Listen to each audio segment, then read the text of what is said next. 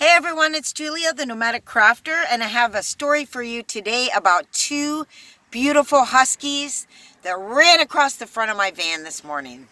So my name's Julia, again, the Nomadic Crafter, and if you don't know, me and my dog Bambi, we live in a 96 Dodge van, and we park around, and so we see a lot of things out of our windows, and I saw two Huskies this morning run in front of our van. This is where we're parked right now at this beautiful park. It's a big recreation field, and they just ran right in front of the van, and I was looking at them. They didn't have any collars on, and I kept looking for where the owners were, and I saw a lady in the park with her dog, and I said, "Hey, do you recognize these dogs?" And she was like, "No, but I'll go bring my dog out so you can bring him in here." And I was like, "Yeah, I can call the Humane Society." So I get out of my van with a bag of dog food and I pour some on the ground, and they come over and they don't eat any, but I get to pet them and check them out, and they don't look too, like homeless or scraggly, but they don't look perfect either. The one's got like an eye infection, and they were a little bit dirty, but they were these beautiful husky dogs. One was pure white, super fluffy, and the other one was brown and white, and they're just like super happy, just running around. And then before I could do anything, they ran down that way, and then they crossed the street, and the postman's coming, and he's going slow, thank God. I was like, "Hey," and he didn't hit them. And then I was like, shoot, I gotta find a phone. I don't have a hotspot. I can't call the Humane Society. I don't have the number. I gotta find the number. So I get out of the van. I put on my shoes. I haven't had coffee. My hair's all over the place. I go, "Hold on, Bambi." And I run over there, and there's a guy in a truck. And everybody's on their phone all the time. Everybody has their phone with them all the time. It's crazy. So I go, I need the number for the Humane Society. There's two lost husky dogs. Will you help me?" And he's like, "No, I can't help you." So I go to the next guy. I was like, "Hey, there's two lost huskies. Can you help me?" And he's like, "No, I can't help you." And I was like, Jesus, what is going on with people? I mean, you have your phones with you, right? So, and I just don't have a hotspot. What can I say? So I go over to the recreation center, and she helps me find the number. We get on the line with the Humane Society, and I tell them there's two lost huskies running around with no collars and no owners. And she says, and I describe where we're at, and she says she'll send out Humane Society to come get them. So in the meantime, I decide I'm going to go look for them too. So I literally run blocks and blocks into the city that way, 2 blocks down that way, and the whole time I'm talking to anybody I see. "Have you seen two huskies running around?" And finally I get to this one guy. He goes, "What are you looking for?" And I go, "Two huskies." And he's like, "Ask that guy." And it was this guy walking by with his dog, and I don't know why he asked me to ask him, but that was the right person to ask. He goes, "Yes, we saw the two huskies. They were that way, back that way." So they'd back around, they'd run down there, over there, and then back around to there. And he goes, "Yeah, the Humane Society was getting them at the Titanic restaurant." And I go, "Oh, thank God, the Humane Society's got the dogs." So I come back to the van, and I'm like tearing up and everything. And I was like, yeah, I did my part. And I grab Bambi and I take her out for her walk, and we walk all around, and I start thinking, no, I got to go back and call the Humane Society and make sure they did get them. Oh, and in the meantime, I had gone over to find the Titanic restaurant. Forgot about that. And I go to this other restaurant, and they don't know where the Titanic restaurant is. And meanwhile, it was kitty corner to them. So anyway, Bambi and I are back in the van. I call the Humane Society. I'm like, "Did you get the huskies?" And she's like, "Well, we got one of them, but the other one ran off." She goes, "So that's good." And I go, "No, that's not good. The other one's still loose. Are you going to be looking for him?" "Well, no, we weren't able to catch him." And I was like, "But you're not still looking for him." "They're not still looking for him." So I decide I'm going to go look for him. So I grab my skateboard this time. And I guess it went that way. I was trying to use my spidey sense to find this husky, and I prayed, "Please let me find this husky." And I even thought about keeping the husky at this point, if the Humane Society's not going to get him. And I told Bambi, "Bambi, do you want a husky buddy?" Because Bambi needs a buddy, and a husky can handle Bambi. So I don't know. I live in a van. That's crazy, right? So all I want to do is make sure the husky's okay. So I travel that way on my skateboard. I ask everybody I see if they've seen huskies, and no one's seen them. And then I see a postman delivering mail, and he's walking all around the neighborhood. So I decide if anybody's seen the huskies around here, he's seen them. So I go over and talk to him, and I go, have you seen 2 huskies? And he goes, no, but yeah, he goes, oh, those huskies. And I go, you've seen them? And he goes, no, those are the huskies from this house. And he points catty corner to where we're standing, this white house. He says, a white husky and a brown husky? And I was like, yeah. He's like, yeah, those huskies get out of that house all the time. So I believe they belong to that guy. So I go, okay, thank you, sir. And I run across the street over to that house, but it's all barred up. And I'm like banging on the bar. Hello, is anybody home? It's about your huskies. So I look in the backyard to see maybe the other huskies back home, but I don't see or hear any dog running around. And they've got fencing around, but then extra fencing and plywood up. And I can tell, yes, this is those huskies' yard, and the owner's been trying to keep them in. But the thing is, the huskies don't have any collars on. So when they do get out, they're just random stray dogs with no collars, you know? It's not like you can call a phone number or grab onto them. And they're likely to be taken. These were 2 beautiful husky dogs. So I can't get a hold of him, and I see a neighbor looking at me. Oh, and I went over to the Titanic restaurant, and I was like, do you have pen and paper? I can write a note. I explain the whole thing. And she gives me pen and paper, so I go over to the house, and I put pen and paper on their mailbox. And then I see a neighbor's watching me, so I go over to the neighbor. I go, hey, I'm just trying to get a hold of them about their husky dogs. Do you know anything about that? He's like, no. And then this other lady walks up, and I go, hey, I'm trying to get a hold. And she goes, yeah, they have huskies. And I was like, well, if you see them, tell them one of their huskies has been caught by a humane society, and the other one's still loose. I'm looking for them. So she says she will. So then I'm like, what direction do I go now? And I use my spidey sense. And I go over here, and I look down the alley, and I see a guy in a truck. So I go up to the guy in the truck, and I say, hey. And I tell him the whole story about the huskies. He goes, yeah, the lady in this pink house down here was asking my wife this morning if she had seen these 2 husky dogs that are loose, and she's completely worried about it. So I go, thank you, sir. And I run down to the pink house, and I go, hey, is anybody home? Hey, ma'am. So this is my second time doing this video, so I've been talking the whole time. So I go, she comes out, and she goes, what?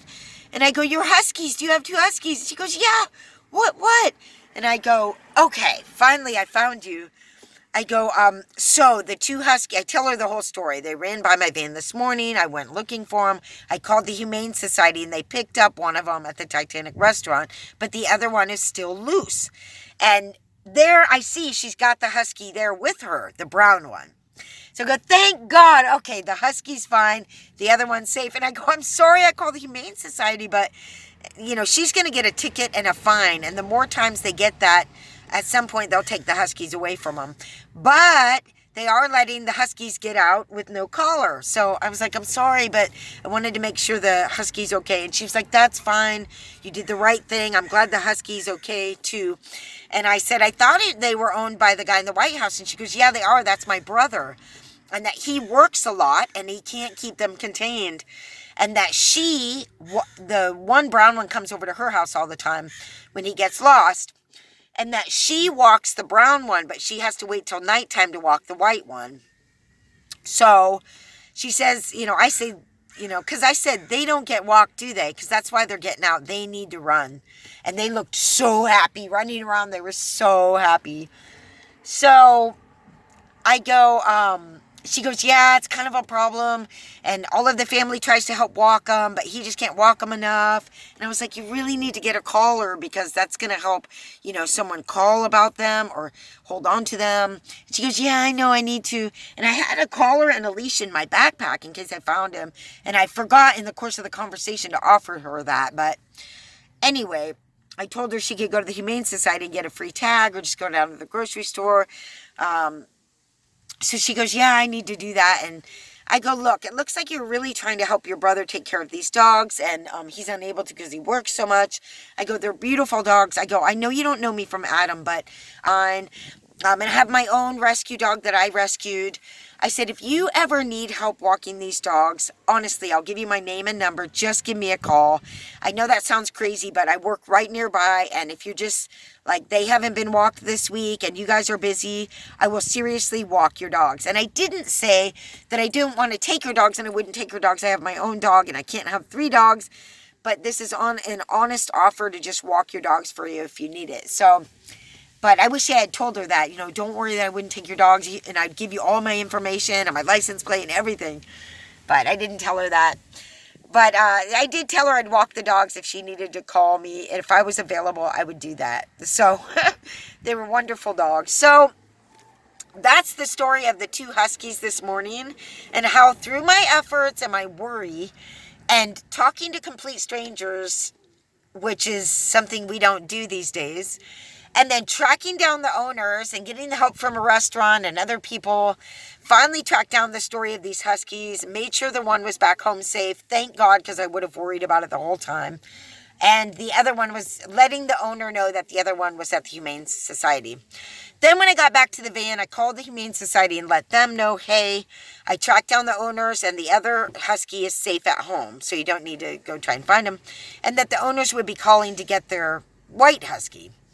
So hopefully this is a reminder to them that they need to get the collars on the dogs.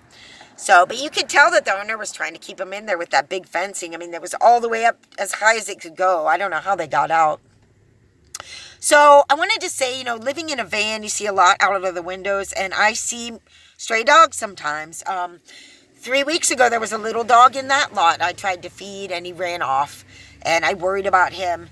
My own dog, if you don't know, I rescued off the side of the road in Tennessee. Her and another dog had crossed the highway. I was on Highway 64, a little bit smaller highway than 40. If you're ever traveling that way, take 64 instead.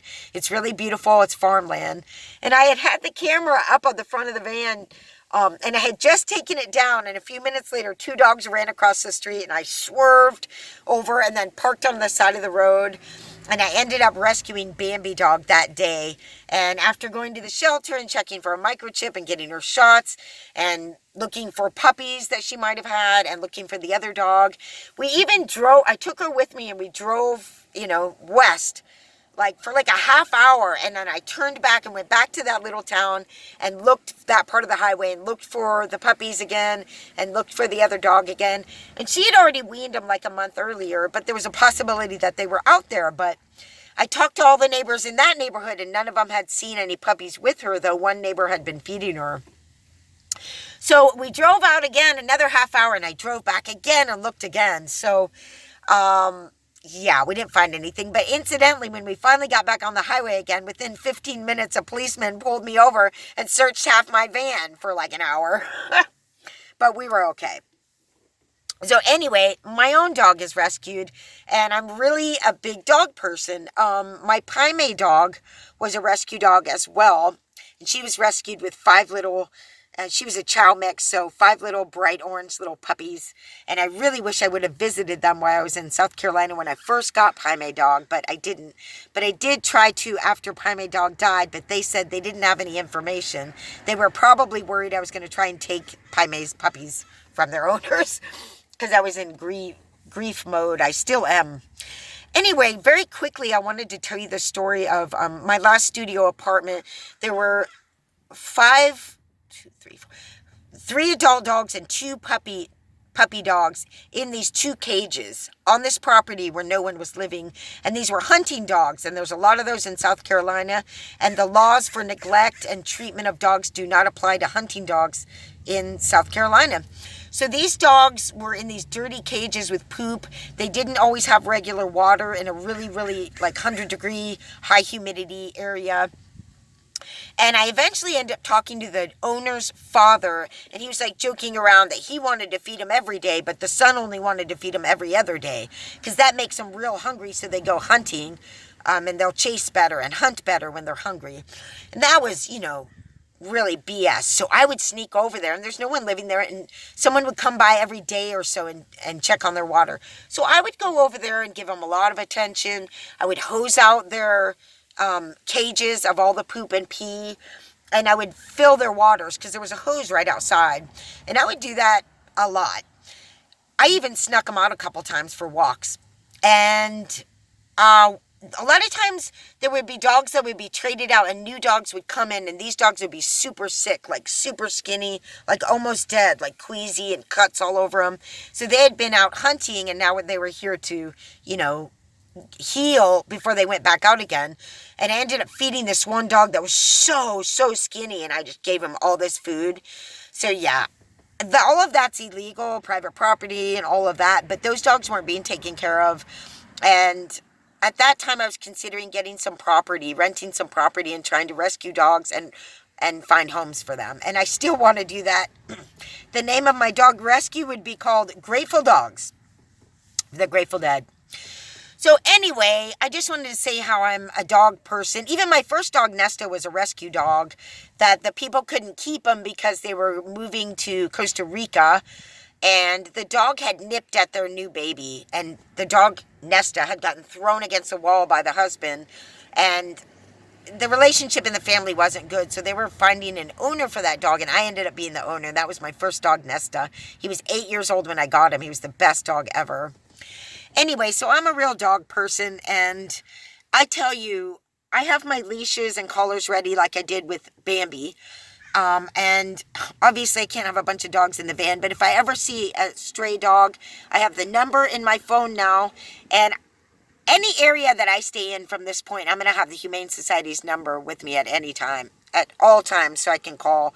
My phone's getting ready to end this video, so I got to end it, but I cannot stand to see these dogs out here running wild by themselves, getting hit by cars like Bambi did.